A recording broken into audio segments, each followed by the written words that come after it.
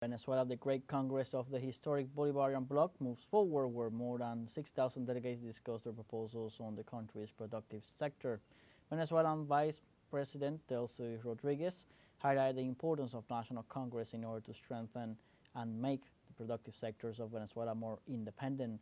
According to Rodriguez, Venezuela is called to become an economic power, but not before taking the political vanguard, stated by Commander Hugo Chavez. The vice president denounced that extremist groups are requesting sanctions to torture the Venezuelan people and stop the country's progress. In this regard, the vice president urged the working class to remain vigilant.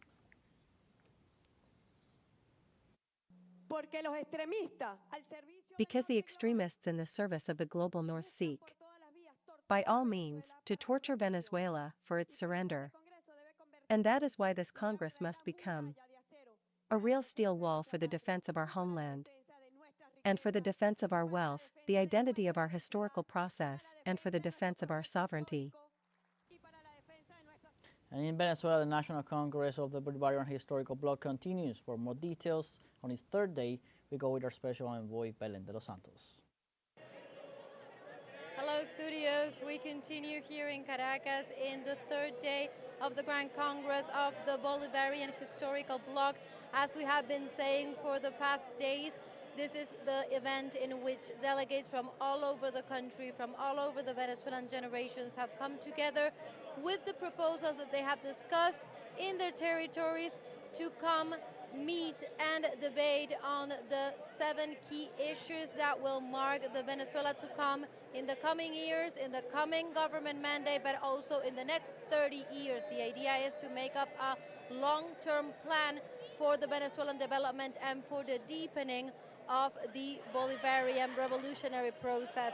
So we are here on this third day, and we have been saying how this third day has been marked by a specific request to really reflect on the concept of the historical bloc, of the Bolivarian historical bloc. That is, this moment, how is it marked by the economical structure and the political and civilian forces that make up this present moment, and how all the militant efforts need to be focused on first understanding the needs of the territories, the needs of the communities, what the people from the bases are saying, and let the roadmap for the future really reflect those bases. That is the goal of this participatory process, that is this Congress, but also that this needs to be guided by a deep understanding of the present time, of this historical bloc, what challenges lie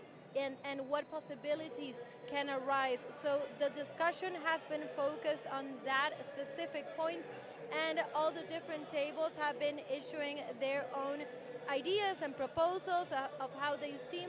For example, we've heard discussions regarding how to have a feminist perspective on the modernization and the development in terms of the economy, the Venezuelan economy in this moment. We've also seen particular statements from the delegates at each table regarding the importance that there's no way to really understand the Bolivarian historical bloc without understanding the geopolitics at the moment and at play. So there's a very deep political reflection also that expands from the national borders of Venezuela and really needs to understand what is happening in the region, what is happening in the world, and how does this process, the Bolivarian process, that is also really acknowledged by its own people like a unique process, a vanguard process in the world.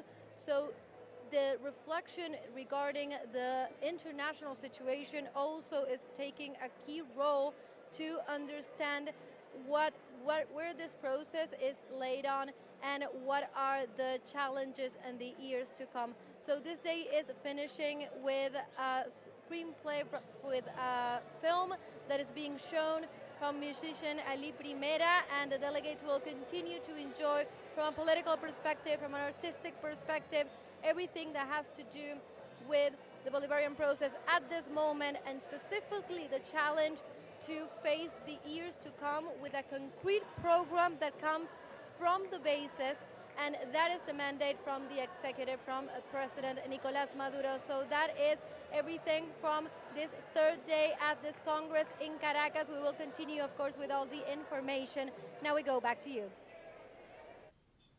Thank you, Belen. During the third day of the National Congress of the Bolivarian Historical Bloc, United Socialist Party of Venezuela's youth militant, Maria Betancourt, affirmed the importance of the younger generations in Venezuela's revolutionary process. The role of youth, first, is to break the historical cycle of betrayal. It is the first. We are in the bicentennial of the cycle of betrayal. That is the first element. The second element is to transform the society we live in today. Society brands us by labels, which divides us and makes us believe that we are one above the other. And we are not one above the other. Here, if we divide ourselves, there will be no popular victory in the struggle. Based on that, that is our role. But also to transform the reality of our youth. Today our youth has been one of the hardest hit. Our generation is one of the hardest hit by the sanctions, by the blockade, by all the fascism that we are experiencing. It is up to us to generate guarantees of life for all that generation. And based on that, President Nicolas Maduro has called for the creation of the Great Mission of Young Venezuela. Young militant Maria Betancourt explained the key elements and objectives of the Great Mission Young Venezuela. It is a national vision with 7 vertices, 26 programs, to guarantee a better life for the Venezuelan youth. Among that, well, housing, we are working on the whole issue of education, we are working on the whole issue of the organization of the popular youth power. We are also working on technology and science. We are working on ecology. We are creating a youth zone so that there is a real space where the youth can go when they want to be attended. That is what we are doing, working for the welfare of our youth. And I think that is the most beautiful thing. Helping those who need it without hesitation is part of our happiness and not part of our duty. Betancourt extended the invitation for all the Venezuelan people and abroad to work together to build the nation they want.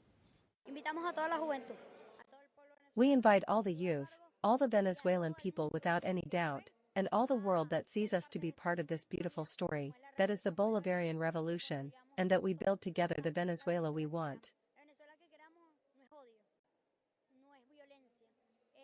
The Venezuela we want is not hate, it is not violence. We are not telling them to think the same as us, but to come and build, to come and add, to be engineers, to be professionals, so that we can build together the country we want.